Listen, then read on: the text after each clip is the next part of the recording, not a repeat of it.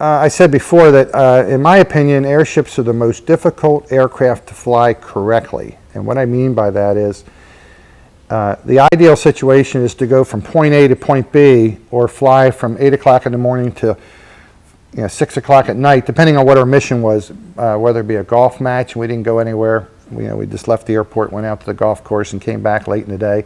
Or we were transiting cross country and we went from LA to Phoenix or something like that. The goal is to make your landing at a controllable weight without having to drop ballast. And a controllable weight, meaning we want to, in the big British ships I flew mostly, I wanted to be about 50 kilos heavy. And that was a really controllable weight for most wind conditions and everything else.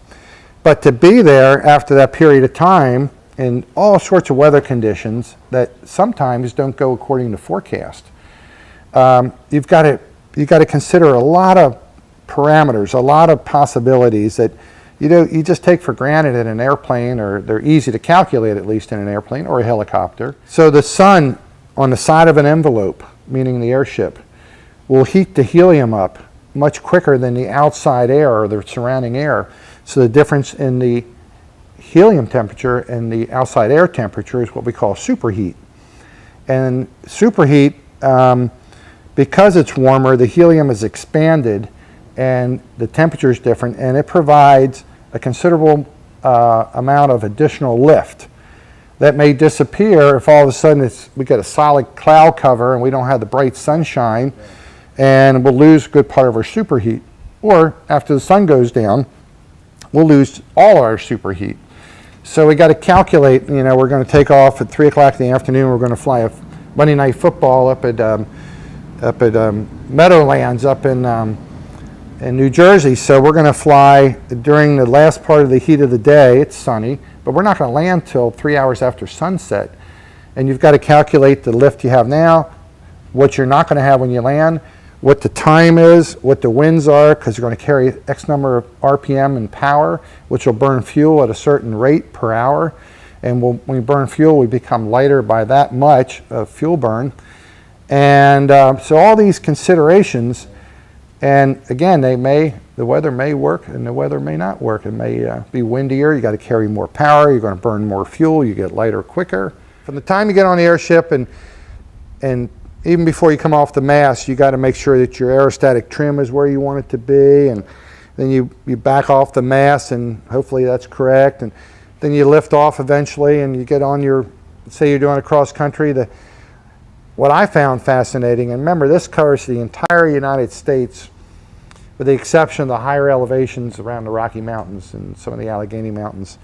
But I've been across the United States from East Coast to West Coast a number of times, up and down the East Coast, the Mississippi Valley, the West Coast, is that you're traveling at about an average of 35 miles an hour. And people say 35 miles an hour or 35 knots, which is the real aviation way to talk. I go, look, at that speed, what difference does it make? So we go slow and we go low. And my left arm was strong because I would reach out and wave to everybody I could, because they would go, wow, he's waving at me, Generally, we're below 1,000 feet. You got to be 1,000 feet above structures, person, vessel, or structures, the FAA writes it. And that's over a populated area, a city or community or whatever. However, you can be 500 feet from person, vessel, or structure out in the open in the unpopulated area. And depending on the winds, if we're bucking a headwind, we're going to be pretty low, because the lower you get, the less effect you have of the wind generally. If the winds are nominal or sideways, well, it doesn't make any difference. If we got a tailwind, we might jump up a little bit and go a little faster. But the windscreens in the British ships are the largest single-piece windshields of any certified aircraft in the world. They are tremendous. They come all the way around, and you have a view of the world that it's a magic carpet ride. It's unbelievable.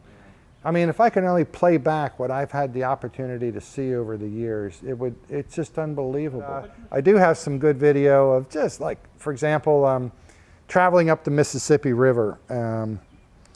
I got some great video that I took.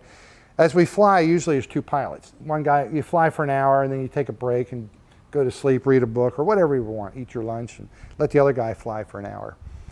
And we were heading up to St. Paul, Minneapolis, heading up the Mississippi in an area where the river is fairly wide and there were islands, and it was a gorgeous day. There wasn't any wind, and my buddy was flying, and he decided to fly real low, and I had a video camera, and I'm hanging out the right side window looking down, and you could see the reflection, not the shadow, but the reflection of the blimp against the calm water.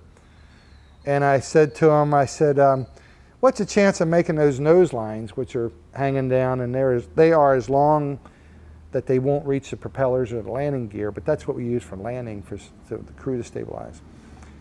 And it's not uncommon that we drag the nose lines in the water just to show people how good a pilot we are, you know.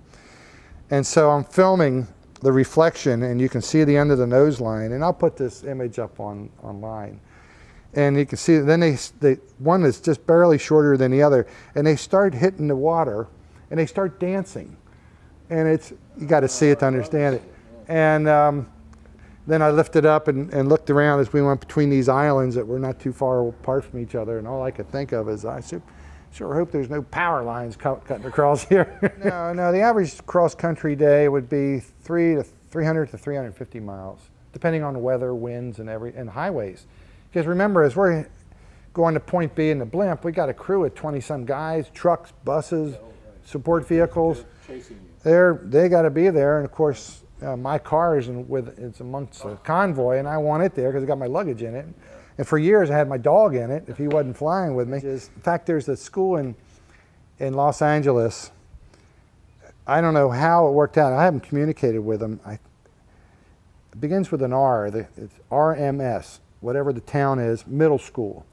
And on 2 different occasions, in 2 different airships, different airship each occasion, years apart, I'd fly over this community, and there was this middle school, and twice this happened, and whoever was the athletic leader for that school would get their kids to lay out on the grass, and the first time it said, it just said RMS with kids.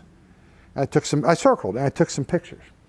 Then the second time I did it, I remember it was 1994, and I was flying the Pink Floyd Division Bell blimp to promote the upcoming world tour, which is a whole nother story in itself. That was a wonderful tour and pretty exciting. But anyway, so I circled again, and in the 3 different pictures, they were quick in changing position, and it said, "Hi PF, Pink Floyd, RMS."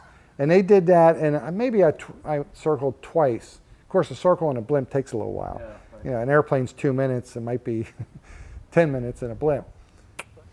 When I was learning, one night in Ellington Air Base, some bar right outside the base, the Outback Tavern, I think they called it.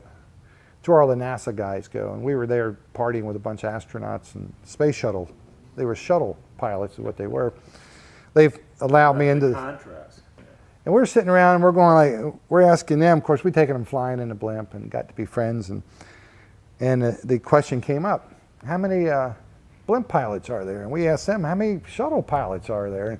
And they're counting, and they're on their 3rd hand, and they're still going, and we're counting, and we're still on our 1st hand. So based on the number of hands used in that calculation, and there were a lot more shuttle pilots than there were blimp pilots. That was back in '86 or '87. And that number has grown, so now you can use your toes. And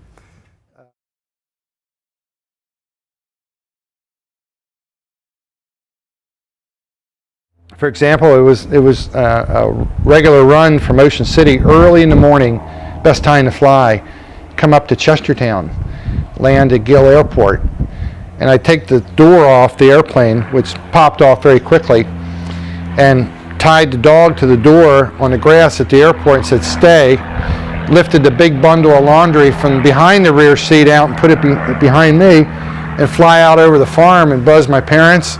And when Mom came out in the front yard, I circled around and threw that thing out. And come back in a day or two in the evening when it was time for dinner, and they meet me in Chestertown, and Mom would deliver nice folded laundry, and I get a free meal out of it and go back to Ocean City. And this went on quite a few months, and finally Dad said, enough of this, we're going to put the airstrip back in the farm and you can come home and do your own laundry.